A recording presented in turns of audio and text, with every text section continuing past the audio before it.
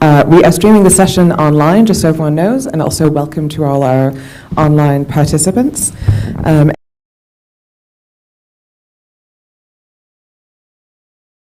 Key topic, and one that we know is a pretty pressing one, and we talked a lot today about kind of growing needs, a much more complex landscape, a lot that's changed in the last few years, including all the different crises and challenges that we're facing, some really interesting views on kind of recipient perspectives on what donors are doing in this space.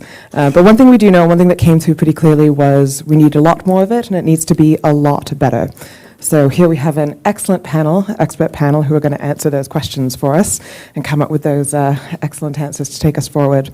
So starting on my left, we have Valerie Dabadi from the African Development Bank, who's division manager there. Next to her, Dauda Sembeni, who is the CEO of AfriCatalyst, a global development advisory based in Senegal. And last but obviously not least, Clémence Landers, who is senior policy fellow at the Center for Global Development. So I'm going to go through a couple of rounds of questions, and then hopefully we'll have time for a little bit of discussion and questions from the floor as well. So bank your questions if you've got them as we come through. Dauda, I'm going to start with you with maybe a sort of question, a leading question. Are African finance ministers generally sort of happy with how the concessional finance system is working in Africa? And sort of thinking outside of the rather pressing issue of increasing the amount of financing, how can these sort of concessional windows, of which there are a number, how could they work better for countries on the continent? Well, thank you very much, Amy, and it's good to be here. And good afternoon, everyone. I think the simple answer to your question is no. If you ask me whether African finance ministers are happy with the allocation of and volume of concessional finance, of course, we're not going to be talking about the volume. I think, as you indicated, everyone knows that it's not enough. We've been witnessing the continued decline in ODA trend over the past several years. And right now, I think, if I'm not mistaken, it's about 65 billion for low-income countries, least developing countries, which is very, very little compared to their need. But I think actually the question that you ask is much more interesting, is what to do to make it more effective from the perspective of finance ministers, or not just finance ministers, but African countries in general. I think one of the co-hosts of this event, ASET, has been sort of supporting the finance ministers in what they call the Marrakesh Agenda for global financial architecture reform. If you look at that declaration, ministers of finance in Africa were actually advocating for more concessional finance. And I think if you ask me what to do, is perspective what we are talking about compared to what we have right now. So that's the first thing, increasing the the volume of concessional finance.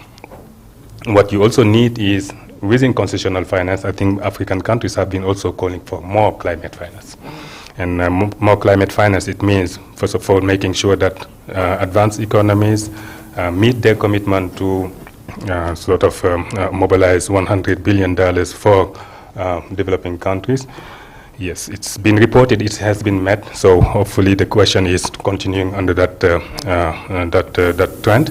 But not just under that trend, but also I think that's the call by many African finance ministers is for that money to come more in the form of grants rather than in the form of loan, which is currently the case. Especially when we talk about climate, I think the expectation is, I think, more concessional resources would be used for responding or for funding adaptation and mitigation policy. One other call by African countries is within climate finance to give room for more adaptation finance.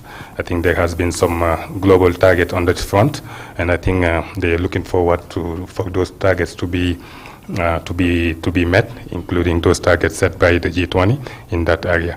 I think that's very much critical. And I think if you ask me also, one other thing that certainly African countries would want to see in order to feel like concessional finance is very much responding to their need is to try to think also, when you get the volume of concessional finance, how best to use it. And how best to use it means I give you the example of either. You can either use it in the form of loans, or you can use it in the form of guarantees, or in the form of other things.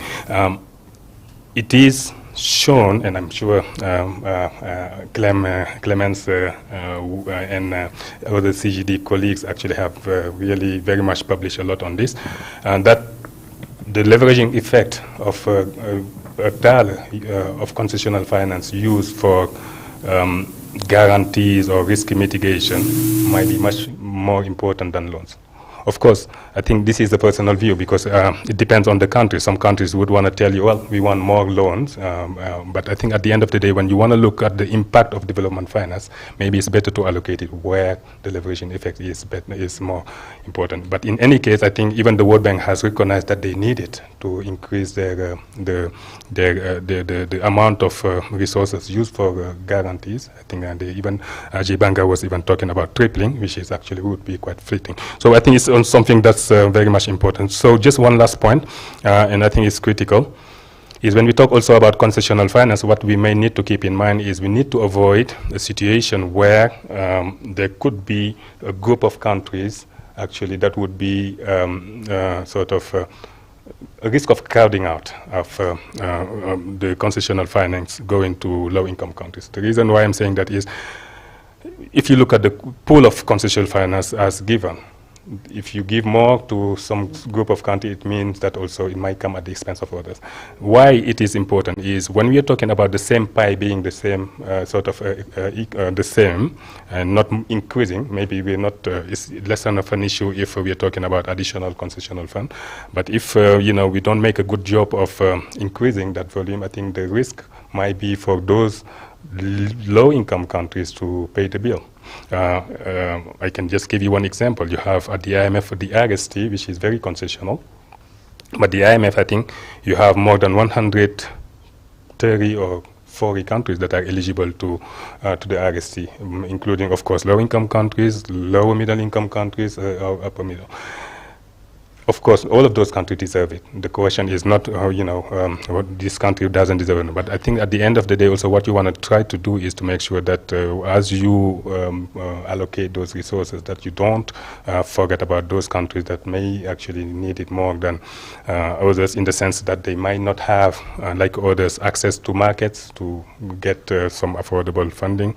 And they might not also have some, they primarily rely on concessional financing to meet their needs. I think those, for that reason, I think we need to be careful about how to allocate those resources. I think that's another critical issue, but I stop here. No, that was amazing, thank you. And I think you really pointed out that real challenge we have between growing needs, a shrinking or at least the same pot of finance, and lots of different countries who need lots of different things, and sort of how we square that circle is not going to be easy. You picked out IDA and some IMF funds, but obviously we are sitting here at the African Development Bank meetings, and the ADF replenishment is coming up next year, which is going to be a pretty important one. And we were hearing this morning from some of the speakers about a pretty high ambition ask, which is great to hear. So Valerie, I guess it'd be great to talk a little bit about, what are the priorities for the African Development Fund replenishment? What are you guys focusing on over the next, year or so, I suppose? Sure, thank you very much. Thanks.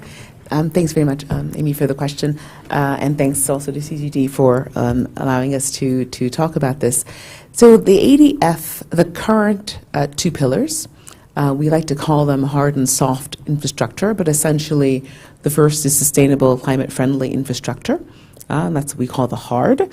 And the soft infrastructure is on governance, debt management, and capacity building. So in the soft is in people, investing in people, and upskilling and education, and the like. Now, those aren't the only two things we do. I think you've also heard about our high fives, to integrate Africa, to provide energy to Africa, to industrialize Africa, to feed Africa, of course. President Adesina being a former ag minister of Nigeria. Agriculture is, I think, is a very big part of also what we do. And the last bit would be also simply to improve the lives of Africans, and there you put in education and water and sanitation and the like. I think what's important to retain about the African Development Fund is that we're a fairly focused institution. Not much has changed since ADF 15 and ADF 16 in terms of our orientation. I also don't believe that for the next cycle, ADF 17, that there'll be significant change in that. I think infrastructure, particularly regional infrastructure, has been one of our main strengths, and I suspect that it will continue to be that. And of course, there is a lot of need to invest in people as well. You've got AI, digitalization, new economies, and so that's going to be education, I think, for sort of the next frontier. Thank you. That's a big tick list to make your way through, but I think a really interesting one. And as you said, I think a little bit more focused than some of the other MDBs out there potentially, but looking to the challenges of the future. And colleagues, this morning we're talking a lot about the kind of new job market and the challenges in creating jobs. That's definitely an interesting piece. And I think this does point to, though, a bit of a, we've talked a lot, as a community over the last little bit, there's a bit of a replenishment traffic jam. There's a lot of calls on money, beyond the things that you were both highlighting already. We know there's, Gavi, Global Fund is coming up. IDA, as we've rightly highlighted, is a pretty important one. But maybe, Clem, I could come to you to sort of zoom out and map us a way through that traffic jam and the kind of donor landscape and what's happening there in this sort of increasingly messy environment, I would say. Well, thank you, Amy, and thanks for using the term traffic jam. That's what I was actually going to start with, because earlier this year at CGD, I and a couple of colleagues, Nico Martinez was in the room, and Janine Keller, put out a paper called The Upcoming Replenishment Traffic Jam, Are We Headed for a Roadblock? And one of the things that we noted was over the 2024-2025 period, about 12 major concessional finance windows, these are windows that are heavily reliant on donor resources, are coming forward for replenishments or their versions of kind of funding asks. And we estimated that these 12 funds are going to be collectively asking for about $100 billion, which is a record. The last time we had a similar event kind of occur where a lot of funds came together and asked for funds, it was in 2018, 2019, and the ask ended up being about 60 billion. So we're in much bigger territory, but as a lot of the speakers have noted, this is kind of hitting against some stark political and economic realities. A lot of donors are pointing to the fact that they are very cash constrained, and a lot of major donors are actually going through election cycles over the next 12 months. And we found that about 6 of the 10 largest donors are going through election cycles. And why do I mention this, and why does it matter? It's one of the things that's happening now is election cycles can yield much more radical outcomes than they have historically, and radical outcomes in terms of rethinking ODA and rethinking how much money is allocated to foreign assistance. And this is notably the case in the United States, for instance, where you have two radical alternatives for the path that the United States could take forward over the next 4 years, and which would have extremely stark implications for the foreign assistance agenda. And I don't need to elaborate on that any further, because it's very clear what I'm referring to. I would like to kind of maybe dispel a couple, though, of myths, I think, that are a little bit leaving donors a little bit off the hook right now. One is, and I have a great colleagues from Gates who's constantly reminding me of this, is that ODA overall is going up. We're not in a world where for the most part, ODA is going down. It's going up for a lot of the major donors. But what's happening is ODA is increasingly going to upper middle income countries. So ODA for low income countries and lower middle income countries is indeed going down. And then when you look at a lot of the bigger donors, ODA is increasingly being channeled bilaterally. And I think this is kind of one of the big challenges that a lot of the concessional windows have coming up, is to kind of reaffirm the importance of aid for development. And we had I thought the conversation earlier about development effectiveness was extremely important, and kind of a stark reminder of, yes, we don't talk about this anymore, because in fact one of the core advantages of an ADF or an IDA is that it is so embedded in the country model, right? I mean, it is demand driven use of country systems. I mean, these were part of the core kind of principles of aid effectiveness, of the country decide how I'm going to spend my aid resources. So that's one point. And then the second point is the multilateral financing aspects. And you know, Dauda was pointing this out earlier, but you know, when you put a dollar into a multilateral fund, it just simply leverages a lot more than you do bilaterally. Now that can vary tremendously across different funds, and you know, there's a lot of really interesting analysis to be done about that, and I think a lot of donors need to do their homework a little bit more about really thinking about how to, you know, put their funds in funds that are actually leveraging more, and how to get the funds that they're putting their money in to be better at leveraging. But you know, that's another a separate point. I do want to make two more remarks, because I think you know, the concessional architecture is obviously not really an architecture. It's not really operating as a system. And what you lose out there, and I think someone was making this point earlier today, is like, you know, this grants and concessionality is the scarce resources in the system. And when you don't have a system operating and allocating resources strategically, there's a problem with how resources get allocated. And so, for instance, at CGD, I and my colleague Nancy Lee looked at the different concessional climate finance entities. There was really no correlation between the countries that were getting mitigation finance being the biggest emitters, or the ones that had the highest level of country risk, so ergo needed concessional or grant financing. And then on the flip side, countries with the biggest vulnerabilities to climate change weren't getting the most adaptation financing. So you realize that is not operating as a system, because the grant and the subsidy is not being allocated strategically. I can't help myself, and I also want to just make another little point of, you know, this traffic jam and this kind of lack of strategicness that I see in the system. And I think this has been said a couple of times earlier, so I won't elaborate on this, but one of the bad behaviors I think that the donor community has gotten into is creating new institutions instead of capitalizing the ones that already exist. And so this year alone, you know, over the past 12 months, we have the Loss and Damage Fund, and now we have this new Livable Planet Fund at the World Bank, just as we're saying, you know, capitalize our existing institutions, and you know, kind of recognizing that we're in a tight, you know, donor environment. And so, you know, you are potentially creating these very unhealthy, you know, unhealthy paradigms for donors, where it's, do I contribute $1 to the Livable Planet Fund, or do I contribute $1 to ADF or IDA, you know, and so, you know, you really are setting up then that kind of tension between financing for low-income countries and financing for upper-middle-income countries, which is exactly the tension that we want to avoid. So I'll stop there, but happy to elaborate further later. Thank you. And there's a lot in there to unpack, but I think that 100 billion number is a kind of stark reminder of where we are, and I'm excited that we have another 100 billion funding target. That'll be helpful. But I think it does, yeah, sort of point at this sort of challenge around how do we actually think about prioritization within that list as well. So Valerie, we talked a bit about obviously priorities for the African Development Fund next year, but thinking about that, and I don't want it to be competition, I think as you were saying, Clem, we want to be thinking about best use of resources, but how are we going to kind of demarcate that a little bit from IDA, and I think make the case to donors.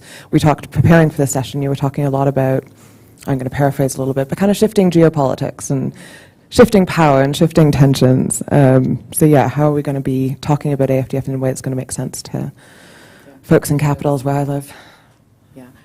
So let me start off by saying or sharing that yesterday we had an incredibly important session with ADF beneficiary countries, and we don't often have all of them in the room at the same time to hear from them.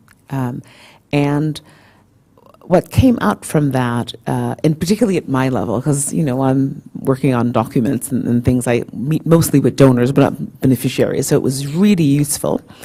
And what came out of that is to hear them say the impact that ADF has had on their growth and development, and give concrete examples. So they just share with you a couple. We have the Ministries of Finance, of course, that were in the room. Ministry of Finance from Central African Republic, which is a country that has a small allocation.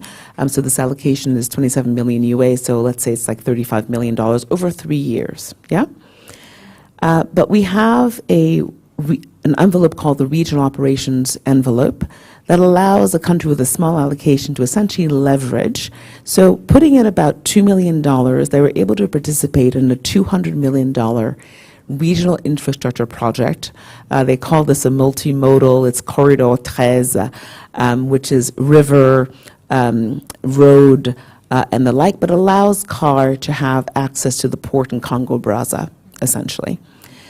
And that's the kind of if you will, advocacy, right? So the question was, how do we differentiate sort of ourselves? Well, we, of course, can tell the story, and I can sit here before you and say, we're great, I do great things. But it's more important to hear from our clients when they say, you're great, you do great things, and this is really, in concrete terms, what you've meant for me, right? Another testimonial came from Niger. So Niger, as you know, went through a coup, and it's a little bit tricky politically right now. But we were able to broker a deal with Togo to allow Niger to use the port in Lomé for shipping through essential materials, medicines, and the like. And that's also, I think, an important part of our brand. It's not always money, I think, that makes the biggest impact. And in this case, it's about trying to find a solution, a very practical solution to an issue. And that, I think, was also amazing.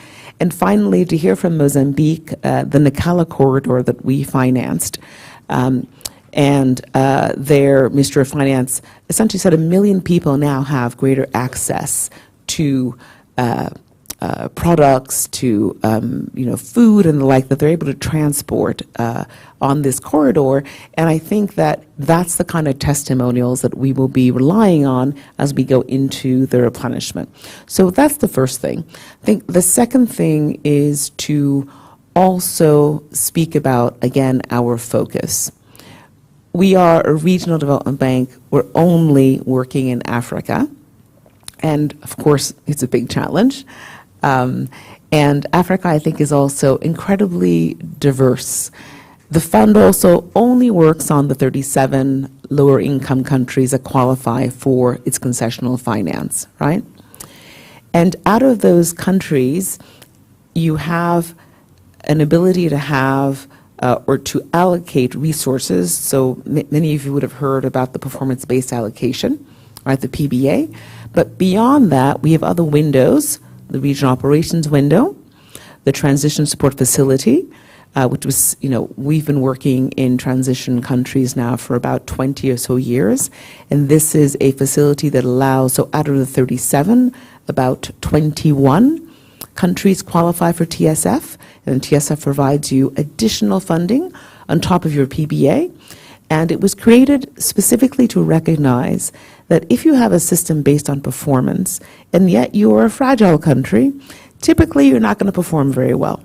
But your needs will still be fairly stark. And so it allows this sort of dynamic balance, if you will, between performance and needs, which I think has worked very, very well. It's also the same window through which we clear arrears of countries. So a country can come into arrears, essentially be late in servicing of its debt. Then it goes into all sorts of issues, if you will. We're a AAA rated institution, so the credit agencies, rating agencies don't look too favorably, if you will, when countries are in arrears. We still continue to engage with them. But we've essentially cleared arrears through this funding window for about 15 or so countries, with only one remaining, and that being Zimbabwe. And so in the last 2 years, Somalia was cleared, Sudan was cleared, and now I think our most complicated case is going to be Zimbabwe. So that's the second or maybe third level answer to your question. What are we doing to differentiate ourselves? And I think finally, it's also about innovation. We don't have the biggest balance sheet in the room. And I think that forces us to be innovative in how we can provide products that will still meet our clients' needs. So let me just give you 2 examples. We have something called a partial credit guarantee that allows countries who want to issue on the capital markets to have the benefit of this guarantee. So it's partial because it covers up to, I think, 75% of the face value of the emissions. They give 25% of their PBA. And the most recent example is Benin, that went to the capital markets late October. And on a face value, I think about 300 million euro, it was a Eurobond issue. Because of our guarantee, they're able to save 90 basis points, which is not a small, insignificant amount, when you're talking about those amounts. So guarantees. And then also, On ADF 16, we put into place something called the Climate Action Window, again, just for ADF countries. And we got 429 million from 4 donors, and that's also for 75% to adaptation, 15% to mitigation, 10% to TA. And we, 2 days ago, met with the donors to vet a pipeline of about 40 projects, and all ADF countries were, in fact, covered by this. And it's, again, our way of working both with our donors, because we set it up because of a particular constraint that some of our donors had, but at the same time, we're also always looking to meet the client's needs. We already do a ton of climate finance, and I want to say that, if memory serves, the ADB group has, what it does is about 55% anyway climate finance, but this is, again, very specific to ADF countries. So I'll stop there. Thank you. Thank you. And I think those are 3 really important points for us and for those of us who work on politics and advocacy in the room as well to kind of take away. And I think your first point sort of answers Summer Clem's question about what does strategic allocation look like. It has to look more like what does it countries value and what sort of funds do they value. And we know ADF and things like IDA sit pretty high up that list.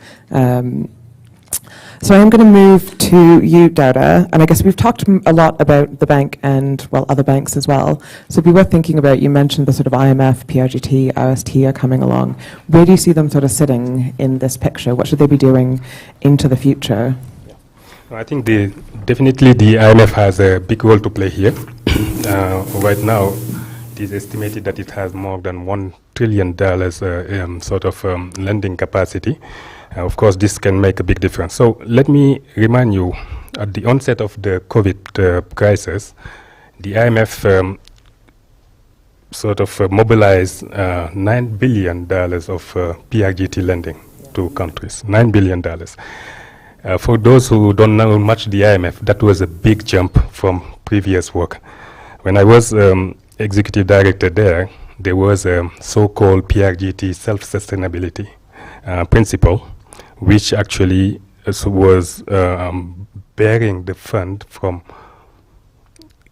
sustaining lending of over 1.25 billion SDRs over a period of time. So it was a huge, and when you're talking about that's less than $2 billion. So going to and lend more than $9 billion in a year in 2020, that was a huge thing. So the idea or the question is, I think the IMF would be very well advised if it was to continue at least sustaining large amount of lending, of course, depending on the needs. Coming back again and reminding you what was said here during the Africa Climate Summit, there was a proposal by the president of the African head of state, or a request for the IMF to issue 650 billion SDRs every year to help address the climate crisis. My guess is it's never going to happen.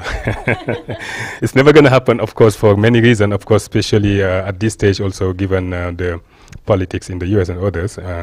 But I think the point that I want to make here is, I think if they're asking for that, it means that there is a need, there is a demand for IMF support to help address those crises. They talked about the climate crisis, but people would tell you also about the security crisis or the security tension.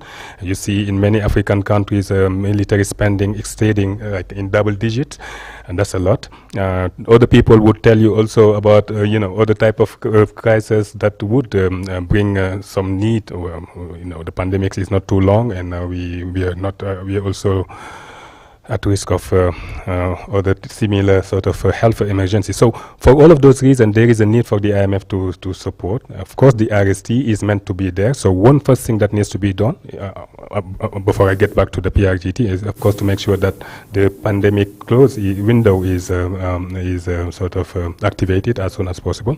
But to come back to the PRGT, I think if you want to sustain a large amount of lending under that trust, you need to have both adequate loan and subsidy resources. I think for the going on, current cycle, it was back in 2021 that the IMF actually had initiated this round of replenishing the PRGT, and it was seeking about something like $16.6 billion in loan resources and about $3 billion in subsidy resources, and those targets were met. The problem now is, the issue is now for the next round, how you can mobilize enough, and of course to get also to the type of volume that we are talking about.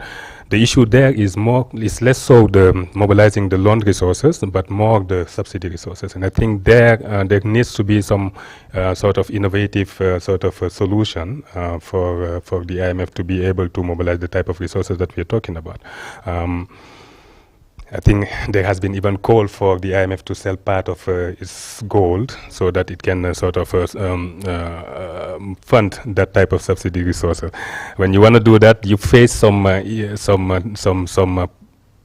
opposition from the gold market participants. But I think if you really want to help vulnerable countries address those many crises they are facing, I think we need to not only be innovative, but we also need to be bold, and of course being bold also meaning having to address the potential challenges. And of course you can always do off-market sales if you want, but anyway, so it's just one proposal.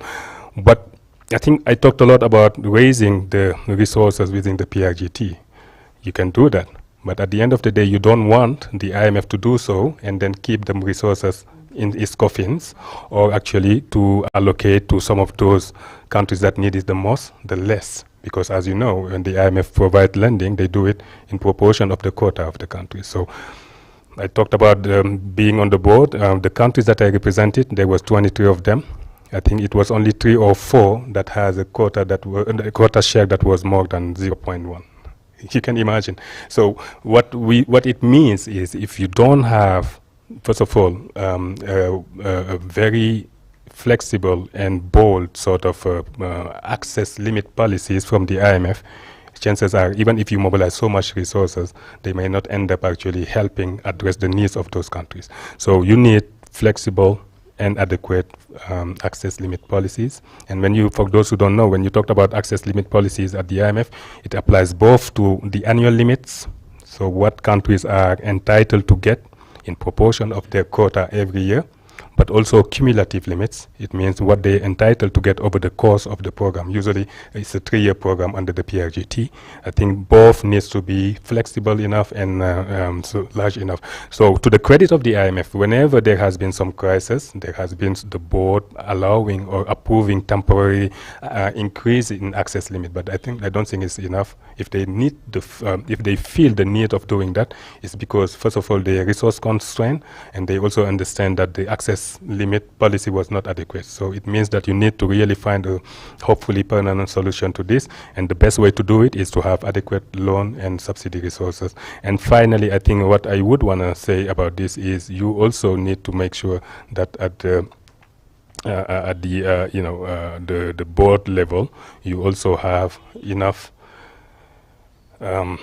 And I think it's not a call for the IMF, it's more for countries also to have the best, the adequate voice and representation as possible. And when we talked about voice and representation, of course it means having low sort of income countries and lower middle income countries having enough say at the IMF, but it also means also having adequate gender diversity at the board, because just always to give an example again, when I was there, we were 24 executive directors, there was only 2 women. So it's the type of issues that also needs to be addressed, and I think if we don't do that, I hope the issue that we're talking about the adequacy of the IMF concessional lending policy would continue to be unsolved. Thank you. Again, a lot of concrete stuff for us to take away, and always in favor of a little bit of gender diversity. We appreciate you being the token male on our panel. That was very kind of you. I'm surrounded by 3 women. I know, that's what I'm saying. I better be careful about what I said. Yeah, we were worried we wouldn't have any men up here. No, but I think that's great, and there was a lot of concrete stuff there around, you were talking about quota share and stuff, and that's a conversation that's come up a lot today, this kind of power imbalance and what it means in practice, including when you get to things like quota rights. You also sort of pointing at what the board should be doing, and I think that's actually going to point a little bit towards Clem. So short question, but a big one. What should donors be doing about this? What would we be telling donors to do if we could, or encouraging them to do? So I guess this is the fun part where I get to make a bunch of Olympian pronouncements. So let me go. I have three. So first of all, I mean, I said this earlier, but I think the international community just needs to get out of the bad habit of creating new instruments and new funds every time there's an international crisis for politically, I think often very politically expedient reasons. We need to, we have very good institutions, and we need to capitalize them adequately, and when they're not fit for purpose, or where they're slightly missing in the moment in a crisis, we need to work with them to help them be more nimble. But the bad habit of creating new institutions every time there's a crisis is one that we need to break. The second is, and I'm going to go back to my point on multilateralism versus bilateralism, I would simply like to see donors transferring a lot more of their money multilaterally. And I'm going to pick on, I used to work for the U.S. government, and I'm going to pick on the U.S. a little bit in my next comments, which I know is always very popular, so I'm pandering a little bit here. But, the U.S. is one of the worst at this. 15% of the funding it provides is multilateral. That really is deviating in very significant ways from the norm, and this is actually going down, not going up in relative terms. And I just simply think that's a big problem. But this is something that other countries are doing as well. There are a number of other countries like Germany, I believe like the UK, which are really channeling less from the multilaterals in relative terms. So I would like to see a big donor commitment to really look at foreign assistance, at development, at climate as a multilateral challenge, and be funneling much more money through the multilateral system. And that gets us out of this kind of zero-sum competition between these different funds, which can only lead, at the end of the day, to negative outcomes.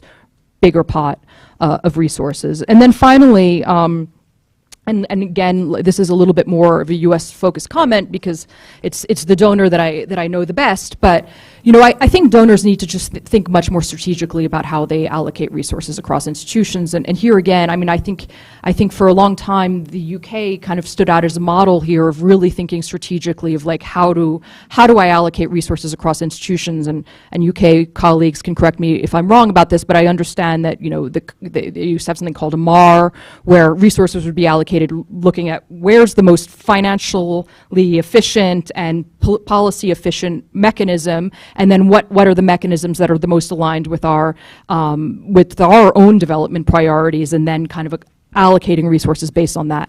That is not how the U.S. allocates resources at all.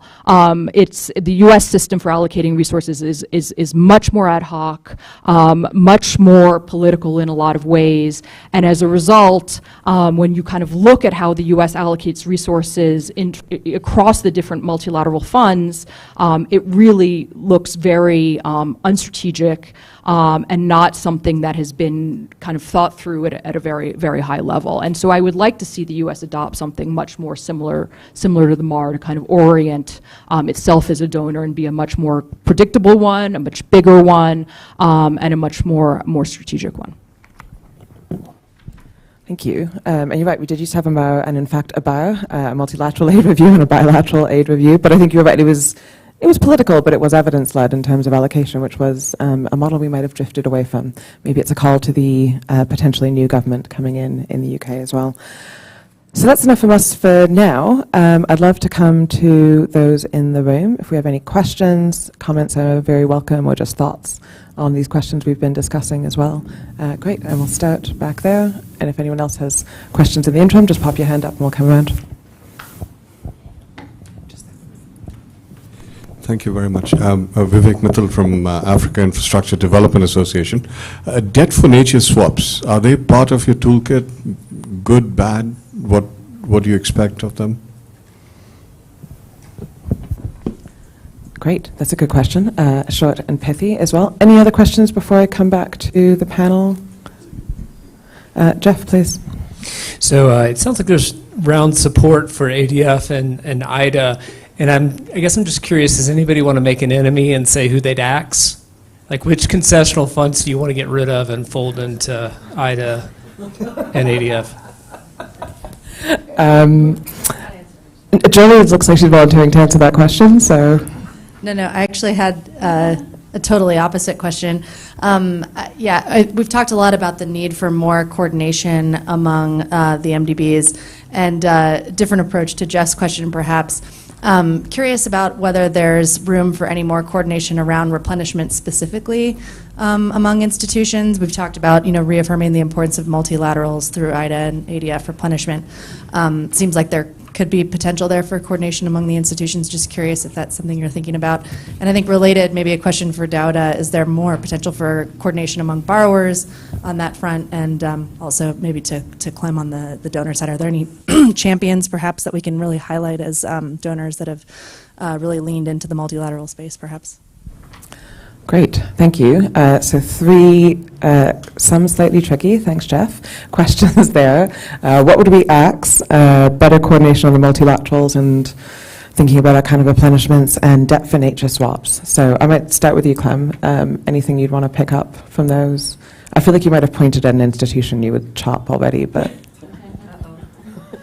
I feel like I'm going to only get myself into trouble today. Let me start with the debt for nature swap question, which is a really interesting one, and it's actually one that we're researching currently at CGD. And maybe just we don't yet have ourselves a kind of a fully formulated response to that yet. We're kind of crunching a lot of the numbers, but a couple of points, because the debt for nature swaps do use credit enhancements. And Valerie made a really important point on the partial credit guarantee instrument at the ADF. And we did a study on partial credit guarantees writ large at the MDBs. They're very underemployed instruments, but we found that on average, they can help lower countries' borrowing costs by about 300 basis points. So, it really depends on market conditions and on the country's macro, but that these are 90 basis points, 300 basis points. These are really big numbers, and they're very significant in terms of debt service costs saved, but they are very underemployed instruments. I mean, IDA hasn't used one for about 6 years. It's great to hear ADF is back using those. I understand that country demand for them is very strong, and so that does link a little bit with the debt for nature swap point. One thing that I will say about the debt for nature swap is I think there are real questions about their financial efficiency, and I think there are a lot of really legitimate questions around the conditionality tied to them. And if a country is reprofiling or restructuring debt and creating savings, is it not that country that should then be deciding how those savings are used, rather than sometimes having bondholders sort of dictating the terms of how a country uses its savings after a reprofiling? And so I think that is an important question. And then when you look across the different instruments, there's not a taxonomy yet for these kinds of things. So in some contexts, you see a very strong verification system set up, and in other contexts, there's really nothing. So these are still new nascent instruments, and with, I think, some potential, but a lot of question marks still.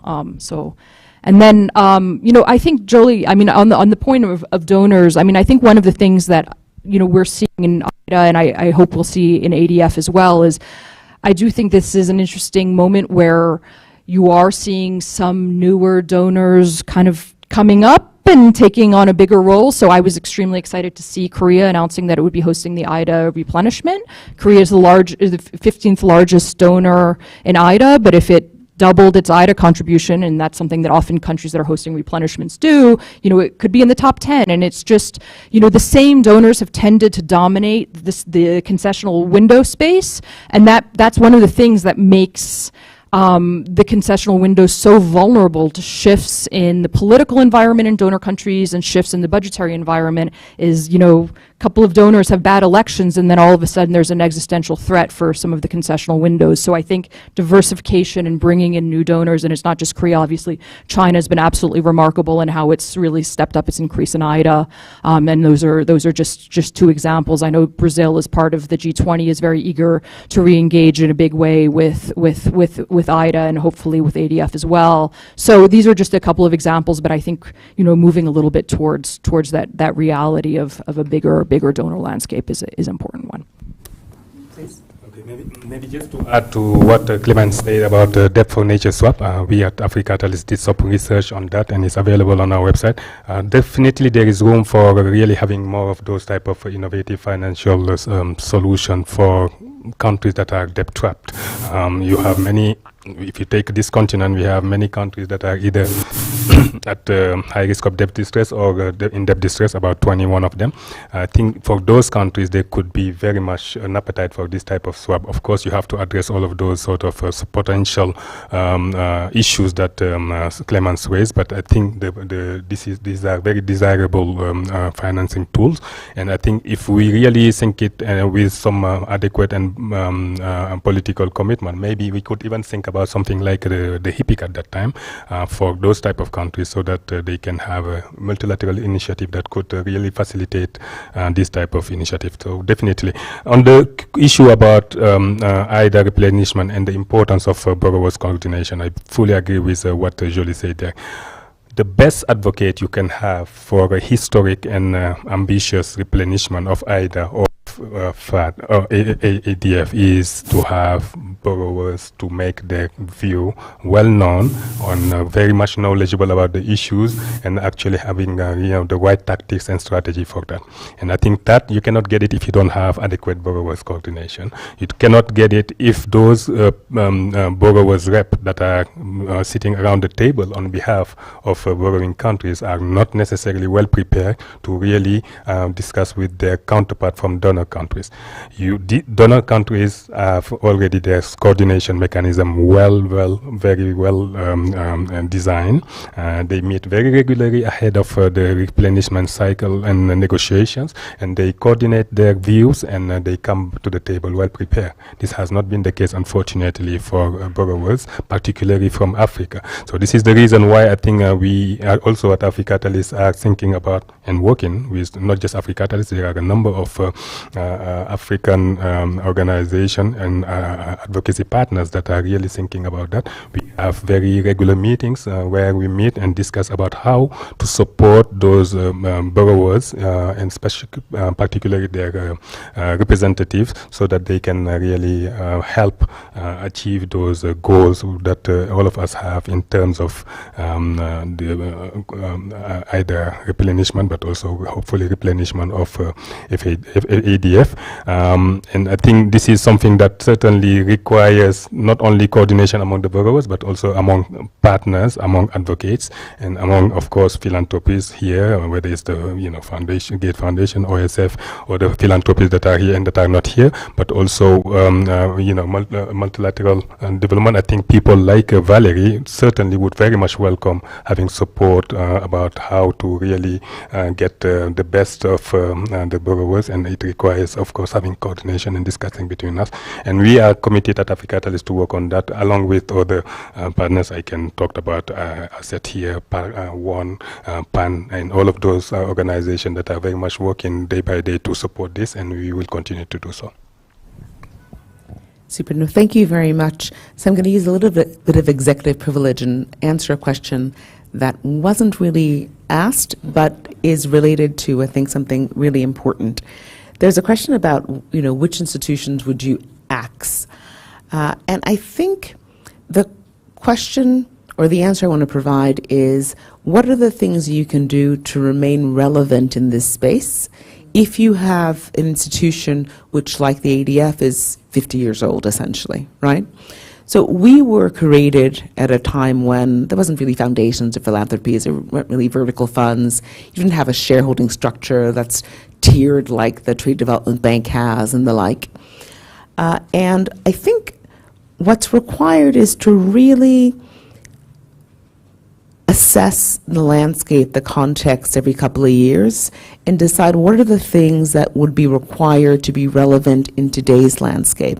So I'm going to go on a little bit of a limb here, and none of this has been checked with management or anything, but we have a shareholding structure where only sovereign countries can come in, right? And if we're out talking to, let's say, Gates Foundation or Rockefeller or SIF, we want them to participate in the climate action window, they'll say to us, okay, that's fantastic, we can do that, but what do we get in return, right? And we'll say, well, we'll finance climate for you, but they don't really get a seat around the table.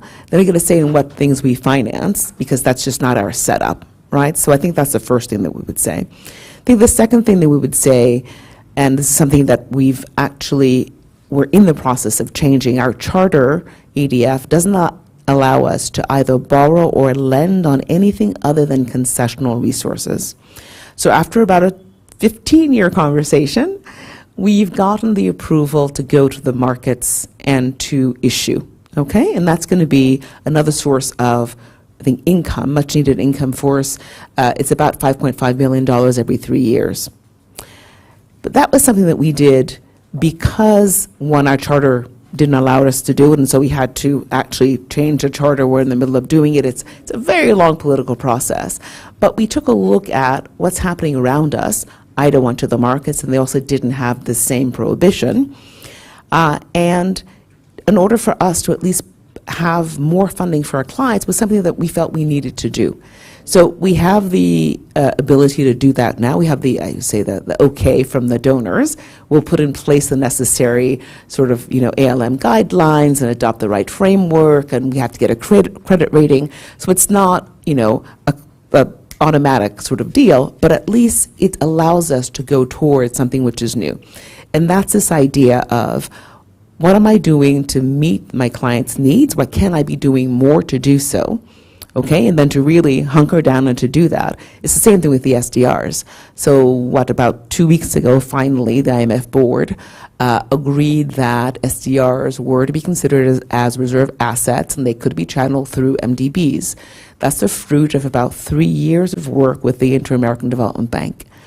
And the first response was, can't be done.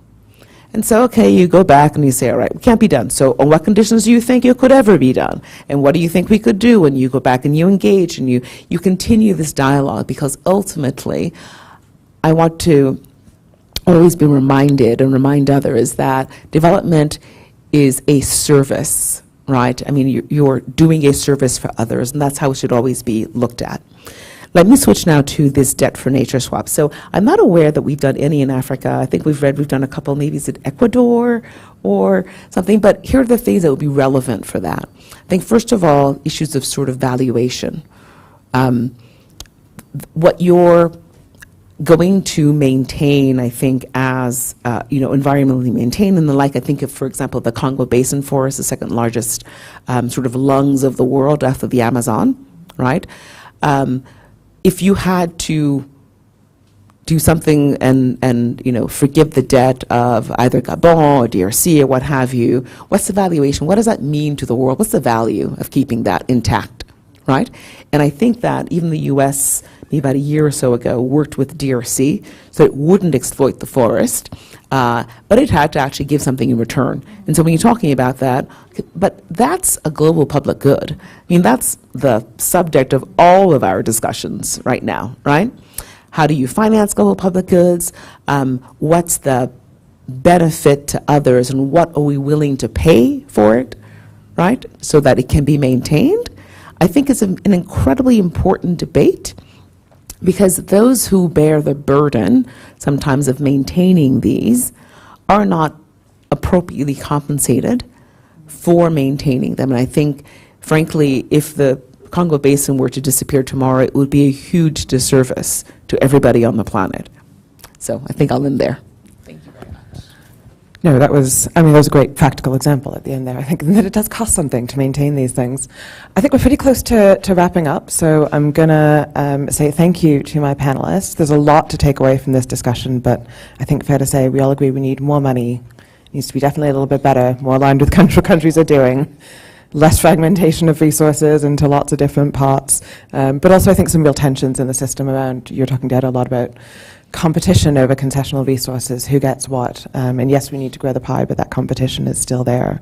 I really liked your point, Valerie, about the impossible is actually possible. This whole MDB reform agenda, outside of actually the African Development Bank, people said was impossible a few years ago. So maybe that's my final thought for the day. So I'll ask you to give my panelists a round of applause, and thank you.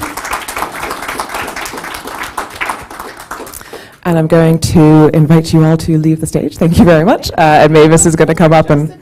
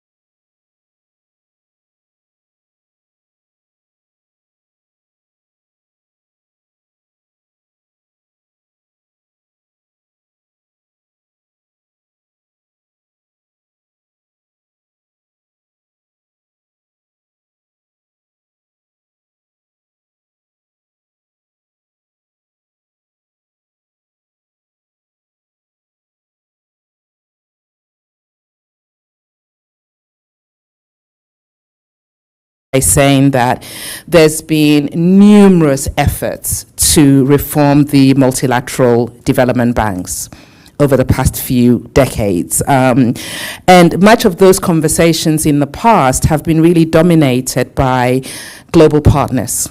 We haven't seen an active voice by the South, most populated. What's the term we're using these days? I'm never sure which one. But we haven't, pardon? Global South, okay. So we really haven't seen a very strong voice from the Global South in the past. But this round of discussions are different. The voice of countries that are working with multilateral development banks are a lot stronger than we've seen in past reforms. And today's discussion is part of that voice. It's part of the thinking, the analysis that is needed to inform those discussions, the analysis that is needed to provide our political and policy leaders with the information and evidence they need to engage strategically in those conversations. So today we've spoken about the MDBs, we've spoken about climate, we've spoken about debt, the G20. We didn't talk about the G20, did we? Sorry, we didn't talk about the G20. But we spoke about climate finance, and we've talked about concessional finance. We've had a very deep conversation on what Africa needs from all the MDBs to make progress. So the first panel this morning, I took away 4 points. And where is our excellent convener of the panel? He's not here. Okay, we got to 4 points eventually out of the 60 or so we started with. And it was voice and representation. The importance of African countries not just having a voice, but also having representation and a vote at these MDBs. We talked about the importance of volume. How do we get the money we need? So we spoke a lot about volume on concessional finance and innovating. And we said everything from, we need more IDA, but we know it's going to be a lot harder. We need more ADF, but we know it's going to be a lot harder. But illicit financial flow should not be that hard. We should be able to get some of that money back. So we looked at a much wider pool of how we get some of that money back. And then we talked about the importance of regional collaboration. On the continent of Africa, in particular, as we're thinking about MDB reform, as we're thinking about our asks, we need to work together to make this a reality. So that was a really big part of the conversation. And then finally, we talked about the importance of investing in economic transformation. We did say that. I'm not just saying that because it's my pet subject, is it? We did agree on economic transformation. Yeah, so we need to invest in economic transformation. And then this afternoon, there were a number of different conversations. So there was a conversation around, how do we ensure, what are the roles for the different financial institutions as part of this reform process? So it's not, we often talk about, MDBs as being the bank, etc., but actually Africa has a lot of MDBs. So how do we ensure that in the discussion on reforms, we are also talking about the role of African MDBs in that discussion? We talked about development effectiveness. How do we ensure that the money actually works for development? I remember when, at some point in DFID, when I was an ex-civil servant, when I was a civil servant, I'm an ex-civil servant now, development effectiveness was everything. It's kind of like seems to have disappeared.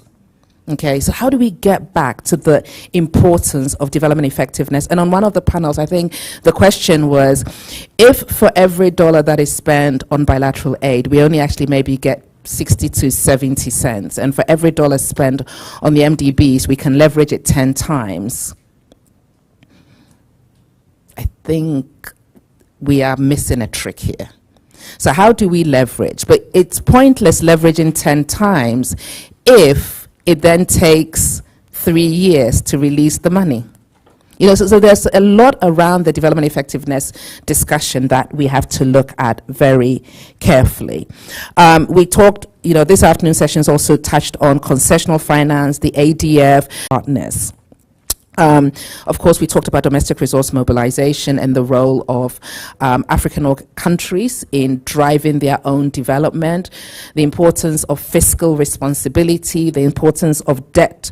And I'm not going to be able to cover everything, but my summary from all of this, which the great thing about being the last speaker is you get to summarize what you want. My summary from all of this is, number one, we need to collaborate. We need to work together. And I think these efforts are making a huge difference in the influence we have. The fact that we are all sitting around the table, Africa, Asia, Europe, North America, having a conversation about how we change the global financial architecture is a first step in how we do it. We're not kind of like competing amongst ourselves. The fact that African policy institutes are now collaborating on key messages and getting those messages to their governments are making a huge difference. So that for me was the first takeaway. The second takeaway was, don't get tired and quit. Systemic reform, focus on systemic reform. We almost have to go back to focusing on that systemic reform at every level, within the MDBs, within our government. And the research will come from us, the policy advice will come from us, the advocacy to hold them to account will come from us. So I hope that we continue this partnership, not just for the next 12 years, but this is the beginning.